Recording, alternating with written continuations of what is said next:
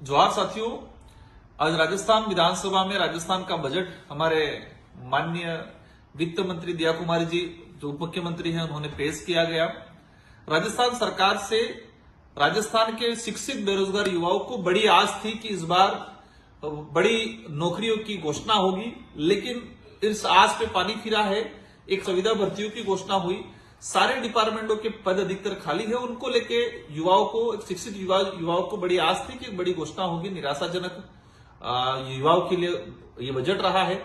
साथ ही आदिवासी बाहुल्य क्षेत्र के अंतर्गत वर्तमान में शिक्षण संस्थाओं की हालत खराब है, भौतिक सुविधाओं नहीं है, कमरे नहीं है, शौचालय नहीं है, चार दीवारें नहीं है, बच्चे पेड़ों के नीचे किराए के मकान में और 4 से 5 किलोमीटर दूर अपनी दूसरी सीनियर स्कूलों में जाने को मजबूर हैं। कई बच्चों ने स्कूलें छोड़ दी, ड्रॉप आउट हो चुके हैं। तो एक बड़ी आस थी कि विशेषकर आदिवासी पिछड़ा रेगिस्तान इलाके के लिए शिक्षा की भौतिक सुविधाओं को सुधारने के लिए बड़े बजट की घोषणा होगी, बड़ा पैकेज आएगा। लेकिन एक छोटे मोटी घोषणा सुनने में आया। अभी बजट में हमने देखा 250-300 करोड़ की घोषणा, मतलब एक 2 जिलों का बजट है ये। तो राजस्थान में वर्तमान में शिक्षण व्यवस्थाओं को सुधारने के लिए 2,500 से 3,000 करोड़ बजट की जरूरत थी, जो इस बजट में आज थी। इसमें आएगा 50% भी नहीं।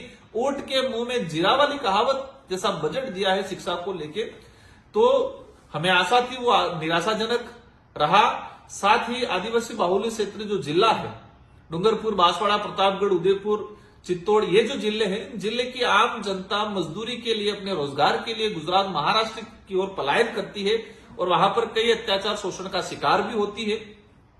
इस पलायन को रोकने के लिए हमने लंबे समय से प्रयास कर रहे हैं कि माही और कटड़ा जो बांध बना हुआ है, इन बांधों से डूंगरपुर, बांसवाड़ा, प्रतापगढ़ उस इलाके के जितने जो तालाब है, उन तालाब, जितने जो नदियां हैं, नदियों को आपस में जोड़ के एक बृहद सिंचाई परियोजना स्वीकृत कराने की मांग चल रही थी, ताकि हमारा जो पलायन हो रहा है गुजरात की ओर, वो पलायन रुके और वहां के लोगों को एक सिंचाई के माध्यम से अच्छा अपनी आमदनी को प्राप्त कर सके।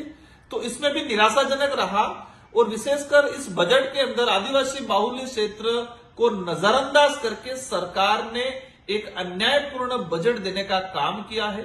हमारे उस इलाके के अंदर एक ट्राइबल टूरिज्म, राजस्थान का सबसे बड़ा टूरिज्म हब, या कहे कि टूरिज्म डेवलप करने जैसा हब है, तो डूंगरपुर, बांसवाड़ा, उदयपुर ये भौगोलिक दृष्टि सुंदर इलाका है। तो ट्राइबल टूरिज्म कॉरिडोर की लंबे समय से हम लोग मांग कर रहे हैं। पिछले सरकार में इस बजट को, मैंने डीपीआर की भी घोषणा कराई थी, लेकिन इस सरकार आने के बाद इस ट्राइबल टूरिज्म कॉरिडोर को जो सपना था, उसको भी कहीं न कहीं उन्होंने ठेस पहुंचाने का इस बजट में, मतलब कहे कि उसको घोषणा नहीं करके वहां के जो युवा थे उनके साथ, वहां की आम जनताओं के साथ, वहां की जो जनता थी उनकी आस थी, उस आस को भी उन्होंने निराशाजनक बजट दिया है।